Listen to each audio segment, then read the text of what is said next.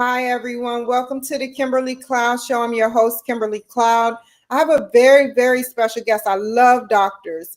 Can you go ahead and announce to the world who you are and where you're calling from? My name is Dr. Heather Wilde, and I'm calling from Sacramento, California. I'm eager to learn about your past, and welcome to the show. I'm eager to learn about your past leading up into your present. All right. Well, I was pre-med at Cornell University, and I had a terrible car accident where I almost lost my leg. I graduated in a wheelchair, and they said that I probably would never walk again. I certainly wouldn't like backpack or hike or run or anything or downhill ski. And when you're 22 years old, you're like, I don't believe you, or that's the way that I was. But it was a real opportunity for me to decide whether I was just going to lay down and die and take pain meds for the rest of my life and, antidepressants, or whether I was going to fight for my life. And I decided to fight. And I explored all kinds of different alternative healing. And, it was just an interesting look at the surgeons saved my life. They saved my leg. They, saved me, but they never really expected me to get better. And my grandmother is really the person that started me on this, because she fed me more almonds than you could even imagine when she nursed me. And it's because almonds are really high in calcium.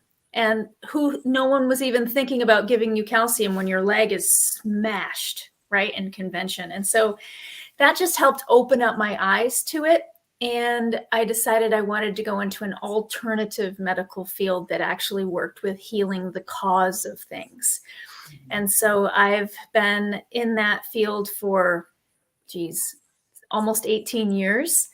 And I concentrate primarily on detoxification of like industrial chemicals and helping get plastics. And like people are learning more and more about all the crazy stuff like forever chemicals. And I've been studying that for over 20 years, actually. And so they make everything worse. And I've worked with all kinds of patient populations. And, I've worked with professional athletes, people with cancer. I've detoxed drug addicts off of methadone and heroin and, worked with bioidentical hormones. I do natural aesthetics. And so I've got a really wide base of things that I use. And so now I do mostly like executive health coaching and creation with helping them biohack to a little bit deeper levels so that people can bring forth their personal and professional dreams with power and clarity.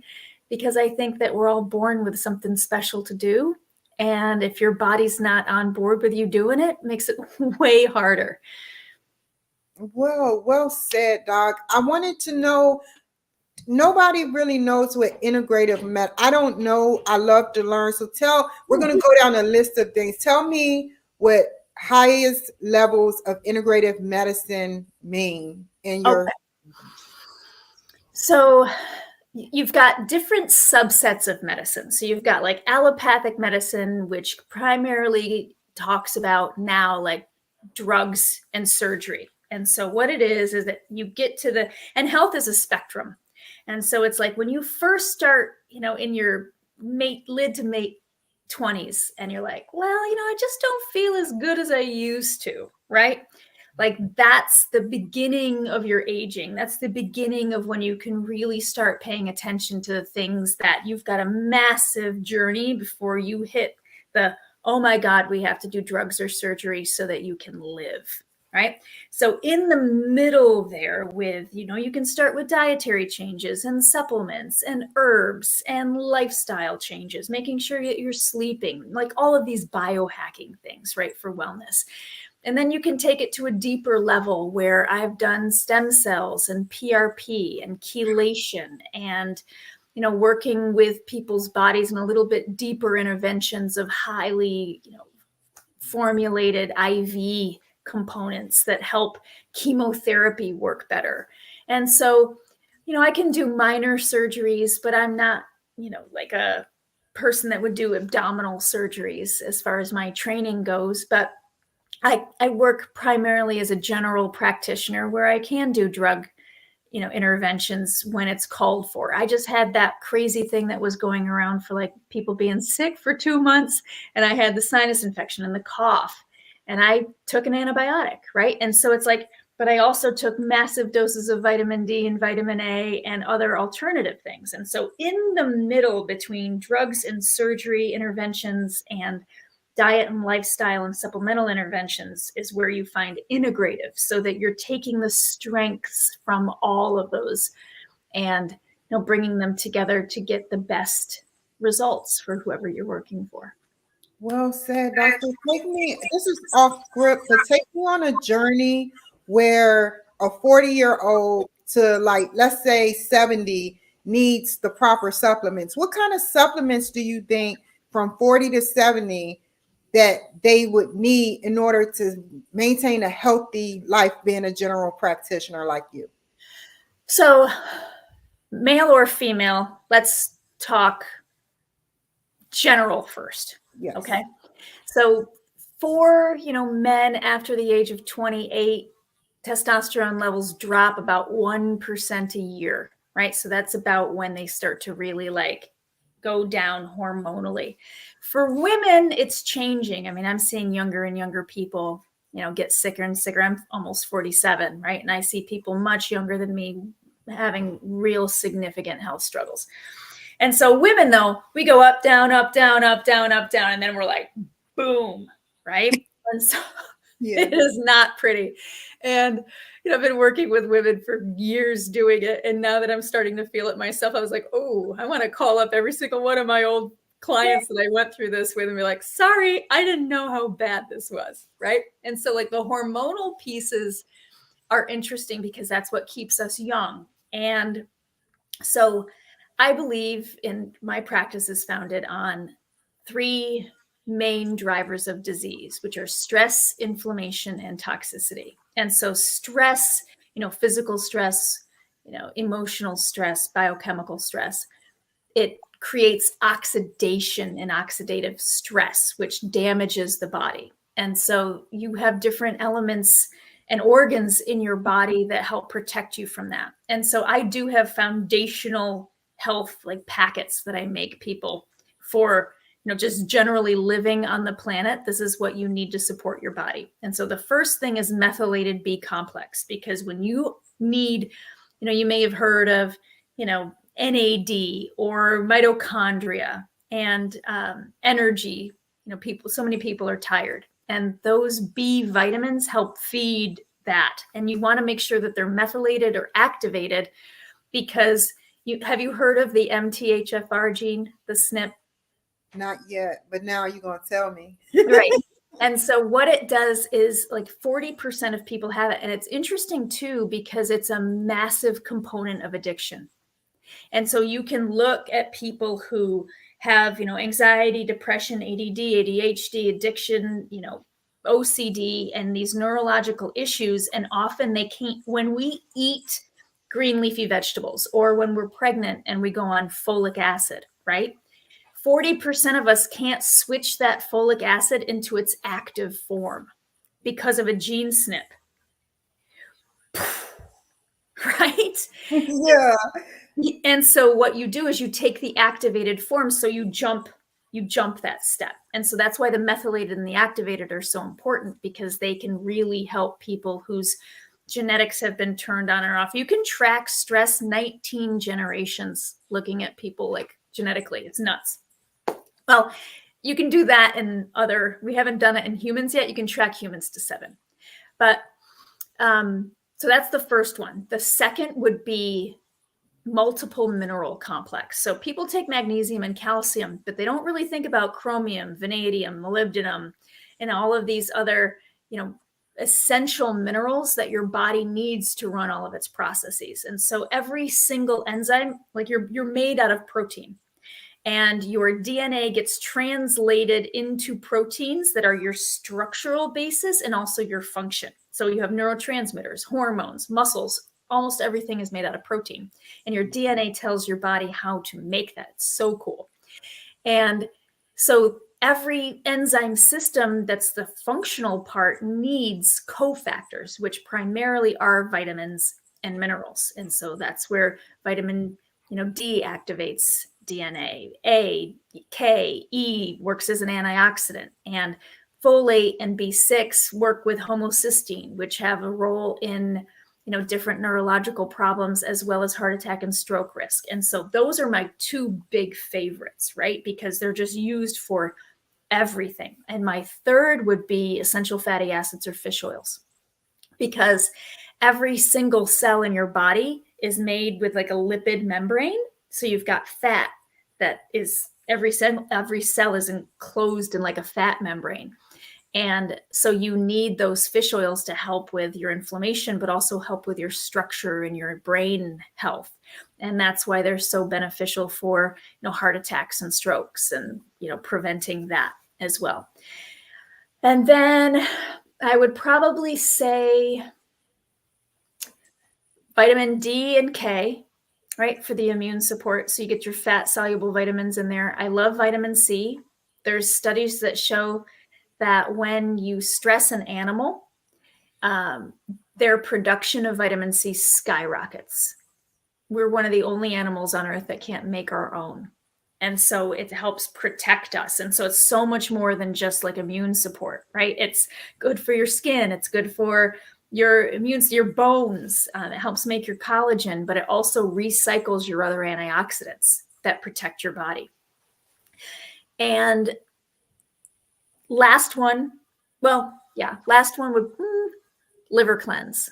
So liver support, because your liver just churns through so much. It helps balance your hormones. It helps regulate your food. It helps metabolize your fats and works with your cholesterol. And it takes every single one. Like, we swim in a chemical soup of over 86,000 industrial chemicals that have been listed with the EPA as toxic to human beings. They're in our water. It's in our air. It's mind blowing. It's in our food. Like, it's pesticides and VOCs and paints, and it's everywhere. 86,000, right? Your liver metabolizes all of those and makes them safer and then out of your body. And so it helps with anti-aging. It helps with your digestive system, balancing your own hormones, your immune system, so much. And then I think the last thing would be a pretty good probiotic, right? Like the microbiome, I think people like probiotics, and I think it's good to take a good one pretty regularly. I think that would be it. Okay. Wow, that is so amazing. Like, I can't, when I edit this, I'm going to write everything down you said, because this is amazing. Thank you. So, okay, take me on a journey with hormone replacement. Can you explain what that is? Yes. And so, like I said, with males and females, right? Like men, they just kind of like go down, down, down, down, down. Women are like, bang. And so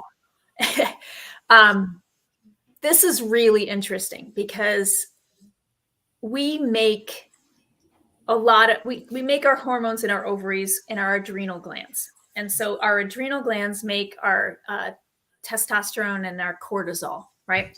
But there's precursors to those hormones when we make them, like pregnenolone will make cortisol, and which is your stress hormone, right? And your progesterone. Now, the first real crazy signs of perimenopause and menopause start with progesterone dropping off, usually because women are so stressed during a time, or you're older and your body doesn't have that pregnenolone, and it's shifting to the cortisol just to keep you like functioning and alive, and your progesterone drops. So I started having perimenopause symptoms about 8 years ago. And one of my doctor friends was like, "Oh, you're in menopause. Better start bioidentical hormone replacement." I'm like, "Not yet. I'm just so stressed out that I can't even, deal." And so I worked on that stress aspect first, right? Do they do anything for menopause period? Because every woman gets it eventually. Oh my God. So liver cleanse helps amazingly. So getting on a good liver support, and I can share like the protocols that I have with my favorite ones, because they're not all, created equally. But when you start going through menopause, like making sure that your liver is supported is massively helpful. And then the pregnenolone, but also just bioidentical hormones have gotten kind of a bad rap, right? Well, hormone replacement therapy. There's been a couple like scary studies where like, be careful, it can be like causing cancer and heart attacks and strokes. And those studies were actually very poorly done. Dr. Peter Attia is a really brilliant doctor. He wrote a book recently called Outlive, and it talks a lot about like biohacking and, you know, what he does as a doctor and what he sees. And he's brilliant. And he went through, and he has a podcast too about, you know, where we really see the negative effects of hormones. And it's only after, like, if I went through menopause 10 years ago, I shouldn't be put on hormones now. And that's really the only risk, is if you wait. And so if you start doing it and you do them bioidentically so that the body recognizes them as the same as what you would be making. Progesterone, you can get that from a regular pharmacy. Progesterone USP, like it's an oil that I take that at night to help with my sleep and my anxiety and my hot flashes, right? You can also get progesterone creams. They're not in as high of a dose, but you can certainly start with that first, especially if you're starting to have those symptoms lightly. And then you can go into estrogen and testosterone replacement. And usually we do that with creams or injections. And you definitely want someone that knows what they're doing, right? And there's a lot of doctors out there that do, like Body Logic MD, you know, is all over the country. You can find people that'll do bioidenticals because you don't want Premarin, right? So Premarin is pregnant mare urine. So like pregnant horse urine, they take those horse estrogens out, they attach them biochemically, and they conjugate them, and they become really hard on the liver, and they're pretty strong on the body. But also, even then, you know, if you have more estrogen exposure over your life, you are less likely to get dementia, right? Your bones are going to be stronger. It anti-ages you. You just want to find someone that knows how to do it and do it well. So you want to make sure that they're testing your blood levels. You want to make sure that they're checking in with you. You want to make sure you're getting your regular, you know, exams with people, and that you're in a regular range zone. Like, I've had patients come in at a crazy range. You're like, oh, right, like whoever put you on that, we need to dial that down a little bit into a safe zone, right? But when it's done correctly, it is absolutely life-changing. And I tell you, like, I've already started with my own, right? Like, I don't need the estrogen part of it yet, but I'm on progesterone and testosterone. And so, like, that helps me, you know, function. It is life-changing.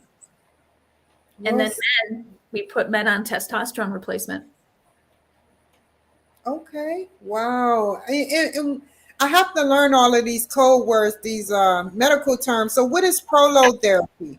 Okay, so prolotherapy. Do you mind if we do an hour segment? No, do you mind? Okay. Prolotherapy. All good.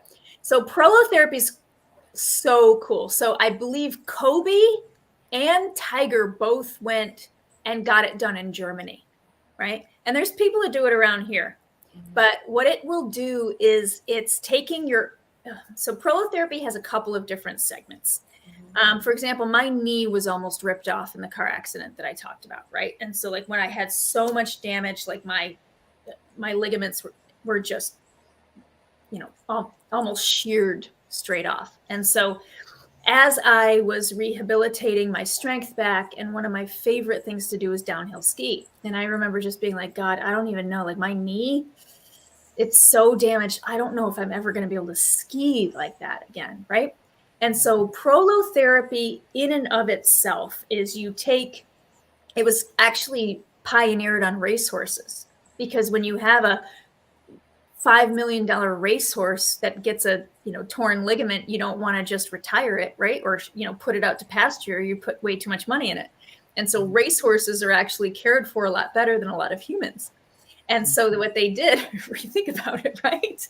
And so what they did was they took sugar water and a little bit of B12 and some pain, like anesthetic, and you inject it along the tendon. And what that does is or ligament, and it creates a massive amount of inflammation. And so your body is told, hey, there's damage here. let's go fix it. And so it recruits all of these things. And so I've had my shoulder done. I don't think you can really see, but like this clavicle, I fell off a bicycle and I ripped my clavicle off of my sternum here. And yeah, it was terrible. And so I had treatments with prolotherapy by itself, and it reattached it without surgery because it told my body to go back in there and fix it. And so like that's the first level of prolotherapy. Then you can do PRP prolotherapy, and that's platelet-rich plasma. So have you seen like Kim Kardashian get her vampire facelift? Oh no, I don't know about that. Tell me about it. And so what you do is you take out blood, and then you spin it down and you separate it out so that the pieces of the blood that do all of the repair, they are separated and they're consolidated and concentrated. And so what she did was she had it put in her face. And so it changes the integrity of the skin. It helps fill, it helps like improve skin texture. And like works kind of like a natural filler. You can do the same thing in joints. And so I've had patients where I've rebuilt hips with PRP that were supposed to have surgery because they just, the body's told that it needs to repair it. Plus you're taking all of the things that the body would have and put it in there. Now you can also add stuff like a little bit of, extra things in there that can help repair, like a little extra testosterone, or, I know that internationally they'll put a little growth hormone in so that you can actually tell the body to repair without surgery, which is massive. And so that PRP is so cool. So I've had my shoulder done, my knees done, my clavicle done. And so I can downhill ski now because of that. And every few years I'll get another tune-up where you just get something in there. The body is like, oh yeah, I should go in there and repair. Well said, Doc. Can you tell me about natural aesthetics? What can we do for a natural aesthetic? I take Motrin. Oh, like anesthetic, like painkiller, you mean? Yeah, is natural aesthetics, is that face about skin, or is that like, okay, sorry. No worries. So Motrin is very effective, right? Like it'll take away the inflammatory response. But the way that I look at pain, because pain was my number one problem through my 30s. So I got my function back, but I was in so much pain. I was taking medications to sleep and, manage the pain. And I was like, I can't even live the rest of my life this way. And so I'd done all the Reiki and the, yoga and the chiropractic and the acupuncture and even the prolotherapy, right? Like, and my pain was still just unbearable. And what I found was I ran some food sensitivity testing, and I found out what things were raising my inflammation, and I don't eat them and I'm not in pain. So that's one side of it. And I was sensitive to turkey. Who the heck's I was eating turkey every single day, right? Yeah. And so the first time I was like turkey, chocolate, coffee, coconut, cauliflower. And when it was like coffee and chocolate, I was like, the hell I am, right? But I took them out of my diet and I felt so much better. It's amazing. And so then the other thing, like turmeric is really helpful for pain. It really modulates inflammation. But if you are just like taking things like turmeric or Motrin or boswellia or like cat's claw to like keep your inflammation under control, or even essential fatty acids, and you're still like throwing gasoline on the fire by eating something that's bothering you, you're never really going to shift it. You're just going to have to take more and more. But if you drop the things that are making you feel worse, then you don't have to take as many anti-inflammatories. And lastly, what is PRP?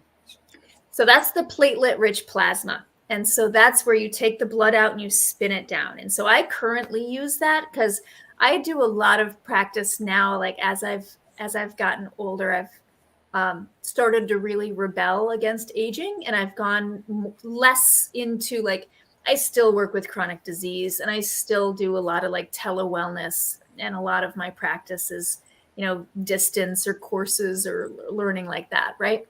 But when I do my hands-on therapies, that's when I do the aesthetics, because it's just so fun.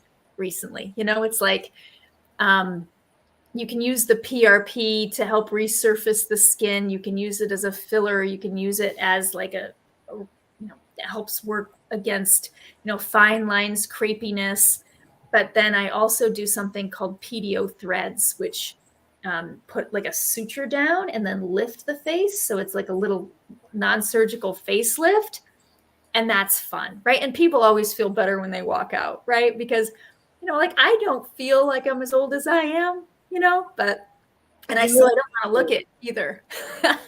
You look good. Oh, thank you. But I had another question. Yes. Okay, hypnosis. Tell me what kind of hypnosis therapy you do. So I have been a hypnotherapist for about 18 years. I started doing it for like weight management and addiction initially, and, helping people pass tests and work on anxiety. And now I really use it to help people overcome the BS that's in their head about what's holding them back. And so I really use it for I've used it for sports. I worked with professional athletes for a long time. And so I used it for like sports performance. And so now I use it kind of like life performance. And so I recently did one for a woman who was making peace with her mother having dementia and the conflict she was having with her stepfather and her stepsister. And I've done it for people, to help heal wounds and marriages. And it's really just like getting down and allowing them to bring into more clarity unconsciously what they need to heal. And so it's like kind of going into dreams and lucid dreaming and being able to shift into a place of power and feeling like you've got more agency and helping heal, the shadow. So I do a lot of shadow work in hypnotherapy, which I think is so cool because, we are mind, body, spirit, emotions, right? And a lot of that is unconscious. And so our unconscious will keep putting things in our way unless we heal that. And so that's what I use hypnosis for predominantly. Well said. I didn't know hypnosis was like, I had Kevin Stone. He's a famous Hollywood hypnotherapist, and he works with psychologists and scientists to try to get the best results from this. Mm-hmm. And y'all learned in college, like graduate school, about how to get the best results. So it's pretty cool what you do. So tell me the story of why and how you hiked the Grand Canyon 9 times. Have you ever been? Never. Where is it located again? I forgot. It's northern Arizona. Okay. It is, and I've been all around the world, and it is breathtaking every time you see it. It can't even be explained. So I think the first time we went as a family, and I was 17, my other brother was 14 and one was 12. And my mom and dad and our Auntie Wendy took us down and we did a hike. And it was just so beautiful. And I think then when I was 19, I went and I worked on the rim. And so I went and I worked for the national park there. And I, worked in one of the restaurants. And so I would watch the sunset over the canyon every night. And sometimes my friends and I would just day hike down in with a bottle of wine and some glasses, and we would hike down by the moon, have a drink, 4 or 5 miles down, and then hike back out. And so I lived there, which made it,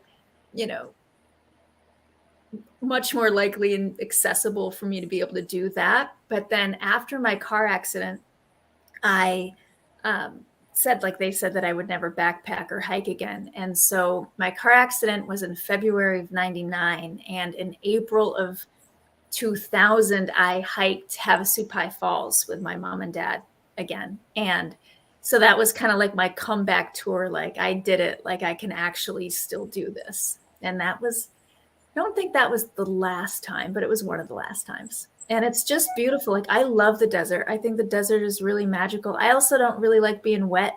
And so I don't like wet, rainy camping. So I love Arizona, and I lived in Arizona for a long time. And so, yeah.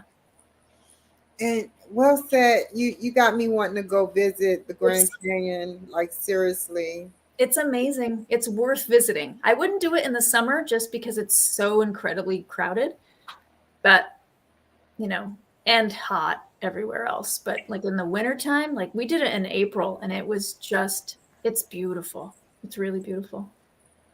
Thank you for your input and your stories. Now, we're not finished because you sailed the Nile River. Tell me Twice. about that. Twice. Oh my God. Tell me about it. Egypt is absolutely magical. It really is magical. And so I wasn't able to pursue my first career. I wanted to do like biomedical research, and that's why I was pre-med in undergrad. But my accident made it so that I was not able to go and like trek through the rainforest looking for medicine. And it took me a long time to recover. And so I worked for an academic that could only write in the most beautiful parts of the world. And I got to travel with her as her assistant. And she was a taskmaster. Like she was a very tough person to work for. I did not get days off. I was on like 24/7. And so one of the gifts that she gave me is we went to Egypt in 1999, and my mother joined us and her mother joined us from Australia. And so it was like the four of us going through Egypt. And I was 22, 23.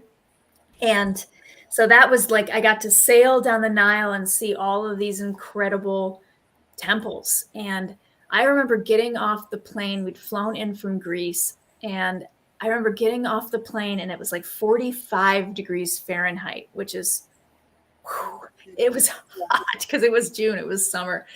And it was hot, but I could just almost feel the weight of like all of the history and all of the years.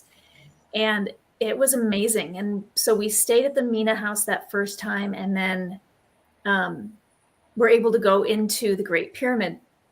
And we went to the Queen's Chamber that time. I think they've moved it around. Like, so I've been in the Queen's Chamber and the King's Chamber of the Great Pyramid. And so I remember like I had my face pressed against the wall, just like feeling all of this incredible history.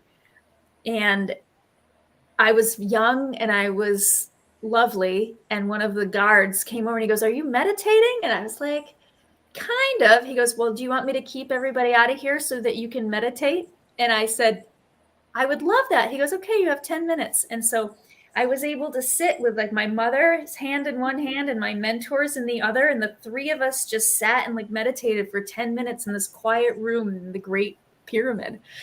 And it's like, what an incredible experience. And so that was 99. Mm-hmm. And then my life blew up in 2018. And I was fired from a corporate job. I was sued twice. I started a new business. My brother got really ill. My dog died. I had a massive falling out with my parents, and my cat died. And then I filed for divorce. And so that was like from August of 2018 to February of 2019. And in March I had a girlfriend call me up, and she goes, "I found this incredible deal to go to Egypt. Everybody else is scared to go with me. Will you go with me?" I was like, "Yeah, I will." And so we went back and we did another tour, and we did 10 days, touring through Egypt. So like 20 years later, right, I got to go back. And so that time I had a Xanax in my pocket because I've become a little bit more claustrophobic. And going up into the Great Pyramid, I was like, oh my God, like, am I really going in here? Like, there's parts of it where you're kind of like bent over all the way, like going up this chute, right? And I'm like, well, it's probably not going to collapse today on me, right? I'm probably fine, but I'm just going to have the Xanax in my pocket just because I'm not going to miss it. I'm not going to miss going in again, right? Yeah. And it was just a really beautiful, incredible experience to go and see history and go and see how old it is and how, and the people are just lovely. Yeah, I loved it. It's one of my favorite places. It's one of the only places I've been back to more than once. I love it. Well said. What a beautiful story. I have a side comment. I wanted to know, like, when you traveled to Egypt, was it easy to get hotel and accommodations? How did that help or work? So we did tours. Okay, Yeah. good. Like More- I think that doing a tour, especially if you're going to go there, like I've backpacked around the world with no plans, but Egypt, I wouldn't do that. So I did a tour group both times, and they're reasonable, and the guides are just lovely, and they're so knowledgeable, and yeah. Wow. We talked before the show, and I was so like amazed. Like, tell me about you traveling, time traveling to our Antarctica with no supplies and attended the first silent disco. So I've had a really interesting number of years, right? Since 2018, it's just like I've been almost molting off pieces of me that don't serve anymore. And so, like, I became sober, and I learned a lot about myself after that period of time. And it was almost like the universe kept putting things in front of me that was like, okay, now you're going to learn this. Okay, now you're going to learn this. And I had just come back from, helping a patient of mine after a bad psychedelic experience and outside of the country. And so I was outside of the country, and I came back, and I was so exhausted. And I had a friend call me up, and she goes, I have room on this incredible trip we're taking to Antarctica. Do you want to come? And I was like, yes. And so I'm a Californian, right? Like, I had a down ski suit packed. Like, I had books, like boots that are crazy. Like, I was not going to be cold. And I shelled out, and I got myself a fancy seat on the plane. And it was a really far way to fly by myself. Like, I was flying by myself. I was meeting a group there of people that I knew. But that's a long trip when you think about, it's How kind many of silly hours? thing. How Oh, many? I think so. It's like Sacramento to LA to Mexico City to Santiago. It's probably all in all about 17 hours. And then we hit Santiago. We had to, because it was during COVID. And so we had to get swabbed, quarantined. And then we took another 3-hour flight down to the bottom of Chile. And then we had to wait for our plane. Well, even though I was flying, they lost my luggage. And so I had nothing. I had nothing. I had yoga pants and my Uggs and like a little, sweater, cotton sweater, because I just packed everything. I'm like, they're not going to lose my luggage. I've never lost my luggage in my whole life. They did.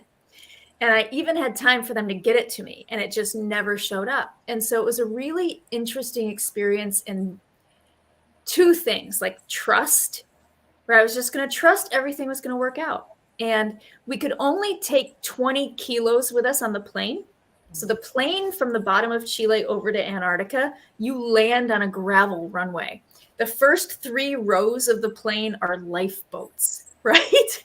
And so it's like, you can't take a whole lot of luggage with you. And so people had all kinds of stuff. And so they'd be like, hey, do you need a sweater? Hey, do you need pants? Hey, do you need a ski jacket? Hey, do you need a hat? And so I was like Antarctica Barbie. Right. And so people would just like dress me with their stuff and like socks and it was such a beautiful thing of like, I can travel literally to the end of the earth with nothing, and everything will work out and I'll be taken care of. So that was a really good lesson for me to get just personally in my own, journey. But it was also an interesting one in vulnerability and asking for help, which is another place where I'm not super great at, right? Like, I don't ask for help. I can do everything myself, like most of the time. But it was necessary for me to ask for help so I didn't freeze to death. And it was really such an incredible trip. And so we were there, and one of my friends on the trip was like, you were literally the first woman in history to go to Antarctica with no supplies. And I mean, I had friends, of course, and I was on a tour, you know, like obviously, but it's just a funny thing to say. But I went with a group called the Mavericks, and they are just the best group in the world. And incredible planning, and just some of the best people you'll ever meet. And so we had landed on Antarctica itself, and we only, because there's lots of islands, but like the continent itself, we would get in these boats, and then we would take our Zodiac boats and do landings. And we had these massive boots that we would then go tromp around and look at penguins and things. And so we were on the continent taking our pictures, like, yeah, we, you know, some of us had been to 7 continents, and that was one of, like, that was my 7th. And just enjoying the water, which is so blue, and obviously the penguins and all the animals, but just the silence. And there's no garbage. There's nothing there. It is absolutely wondrous. And so someone's like, hey, we saw an emperor penguin, which don't live in that part, right? But we saw an emperor penguin. Everybody come this way. We need to go see. We just saw a little flock of emperor penguins. We're like, all right, we're on our tour, right? So we're all walk over, and we've got Sammy Shoebox Moses, who is a DJ that was on the trip with us. And he had a battery-powered DJ stand. Wow. On the beach, and all of these headphones that were synced up to it. And so then we got like everybody, it was incredible. It was incredible.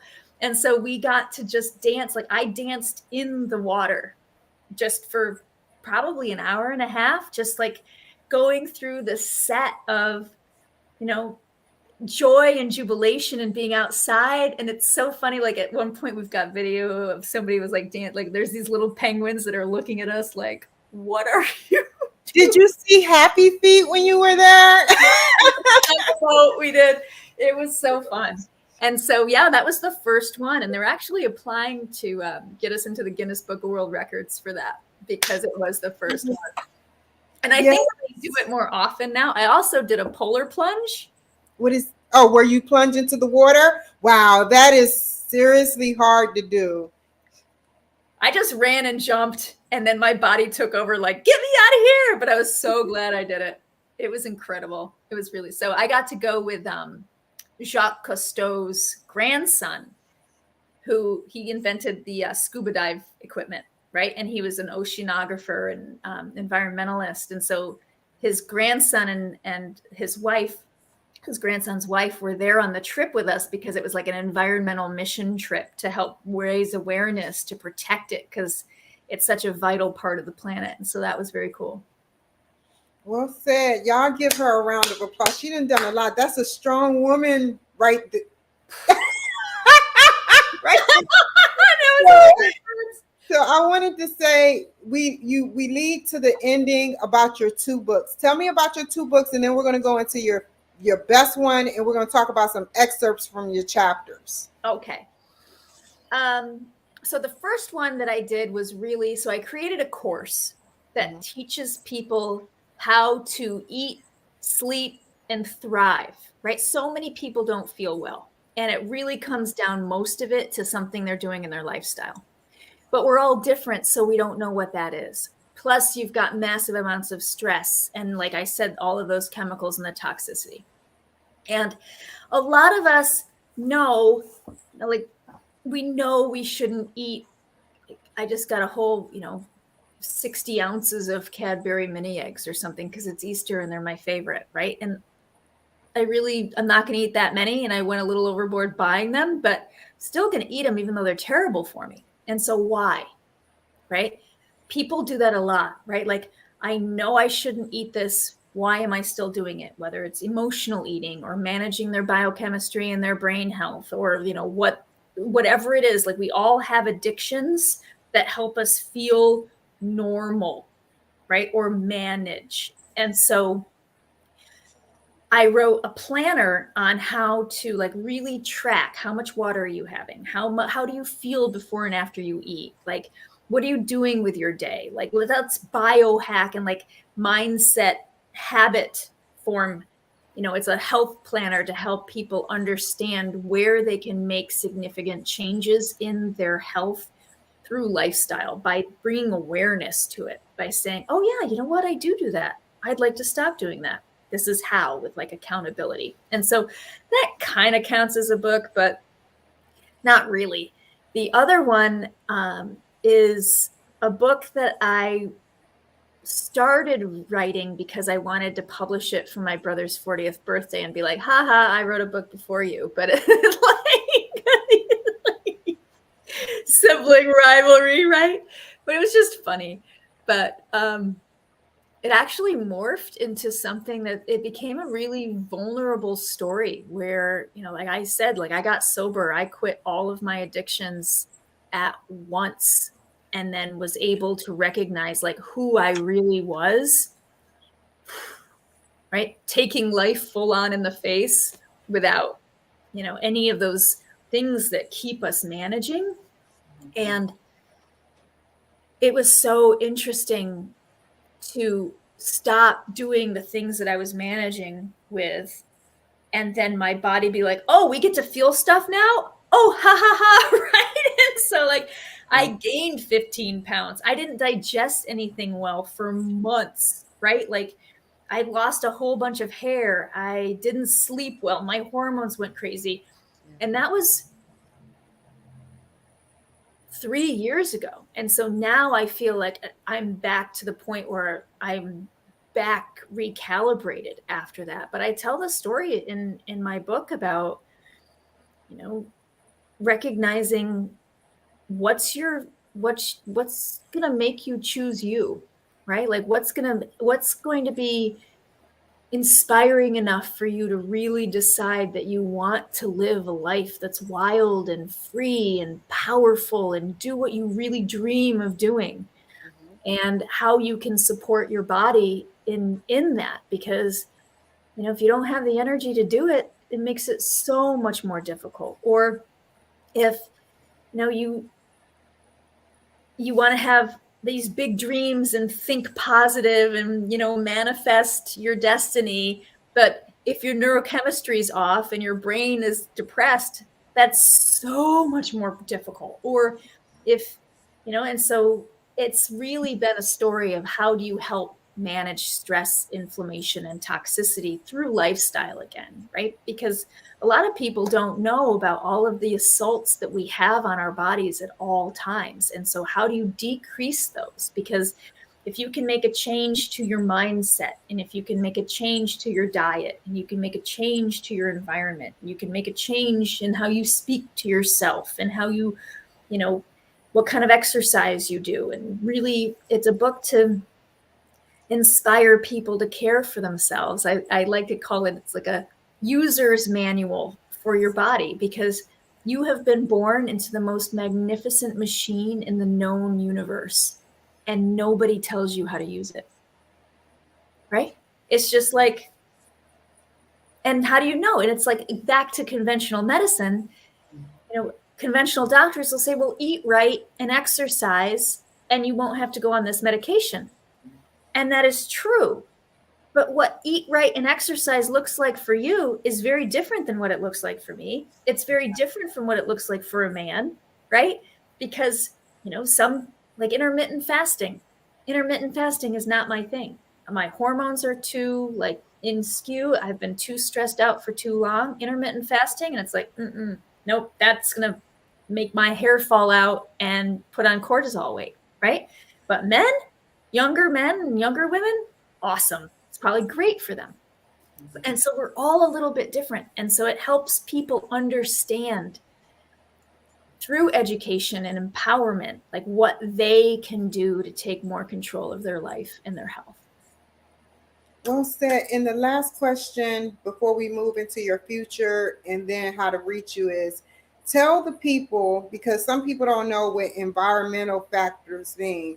Tell the people how environment is a crucial part of the way we live, and by changing it in a positive way, it can help your body.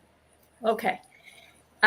Easiest thing to say, There's 86,000, over 86,000 industrial chemicals registered with the EPA as toxic to humans. So we're exposed to a lot of them depending on where we live every day. When I was young, we used to see commercials about air pollution causing asthma in LA. We don't see them anymore, right? Because they're like, do we want to fix the air pollution? No, we'll just give kids inhalers, right? So you can see research on ADD increasing with air pollution next to superhighways in LA.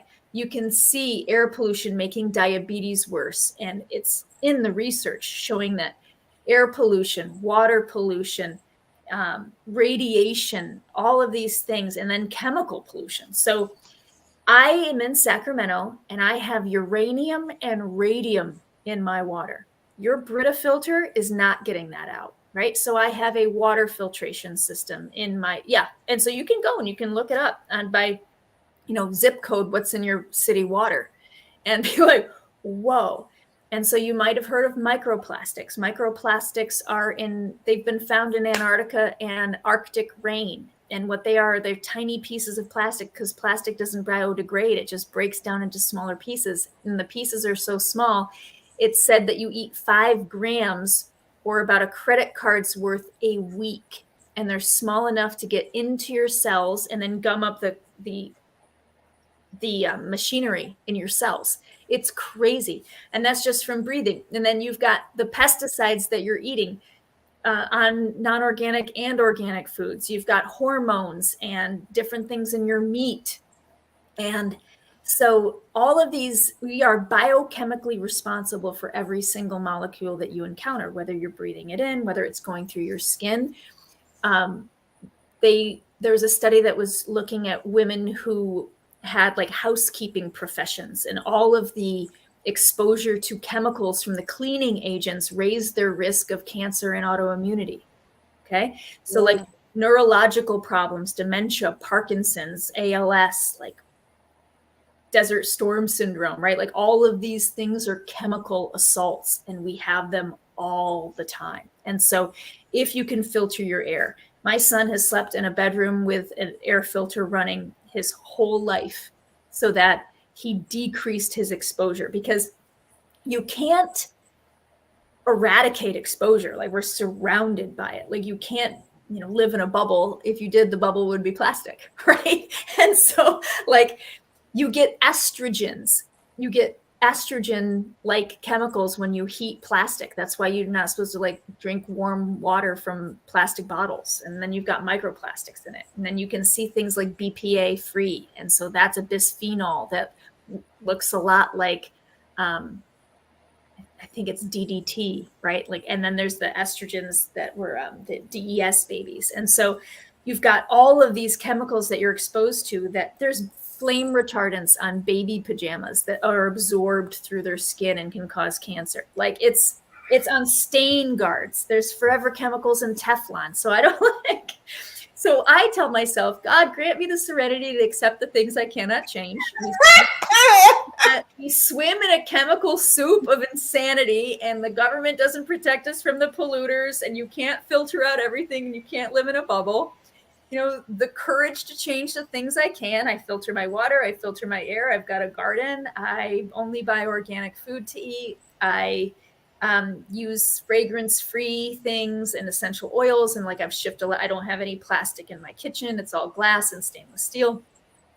And the wisdom to know the difference because you could legit make yourself totally crazy about it because we are poisoned in so many ways. And so like that's a massive driver of chronic disease. And that's what I specialize in now. And that's why my whole practice is around detoxifying people and getting those chemicals out so they can't cause trouble, but also teaching you how to avoid them better. Right? Well said. And the last question, oh my God, I cannot wait to edit this. The last question is, where do you see your books? And where do you see yourself going for the future with traveling the world again? You should do a podcast or a documentary this time and post it somewhere. I should. I had a podcast called The Bad Girl's Guide to Living Well, and I did it for 2 years, and it's got like 40 hours of stuff. And then I just needed to stop, and I was like, you know what? I think I've just talked too much. And so I'll probably get back to it at some point. But the book is on Amazon. I haven't really started advertising too much for it. It's all been word of mouth, but it's better than I thought it was going to be. You know, it's a very vulnerable thing. Like I had one of my one of my bosses for a company that I'm a chief medical officer for. He got it and he read it, and he's like a very conservative 60-year-old man, and he's like, I really loved it. And I was like, really? Amazing. And then I have like a young, like 20-year-old kid that I guess she's 30 now. No, 30 now.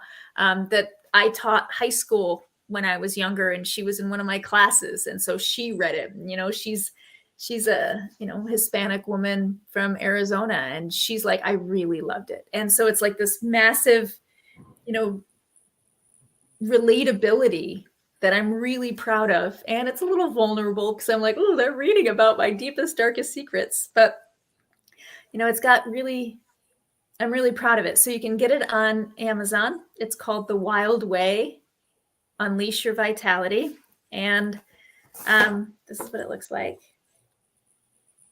Beautiful. And I think my next book is actually going to be about fertility, because you see so many people unable to have children, and I know why.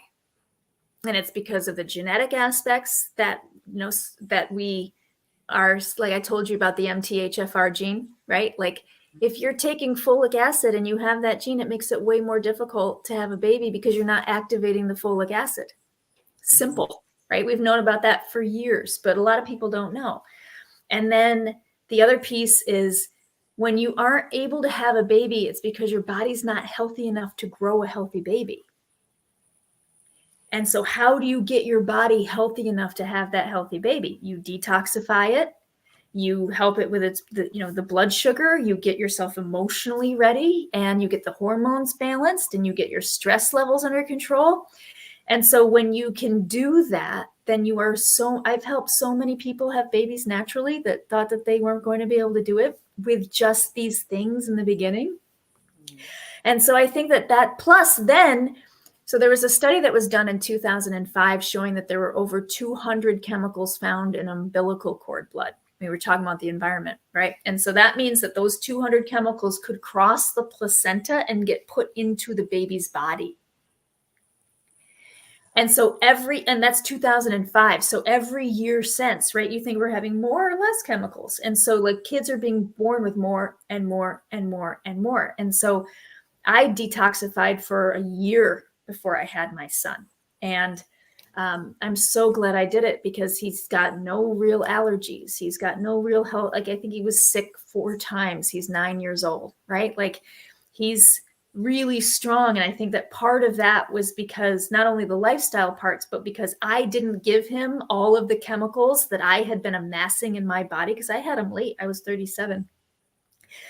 All of those chemicals, I didn't pass on as many to him.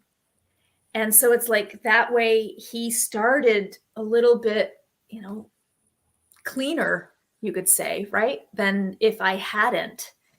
And so it's a massive piece. And I think that that'll be my next book. And as far as the next place I want to go, I think we're going to Ireland. I love you. Oh my God. I hope you have so much fun and stay blessed. Oh my God. Stay on the line. Everybody that was watching, oh my God, Dr. Wilde, y'all. I hope that she stay blessed. She is traveling the world doing great things, writing books to help people educate themselves. I don't know what else I can say, but thank you for joining my show and giving me this education. Thank you for having me. It's such a delight. Stay on the line. You all take care. Bye.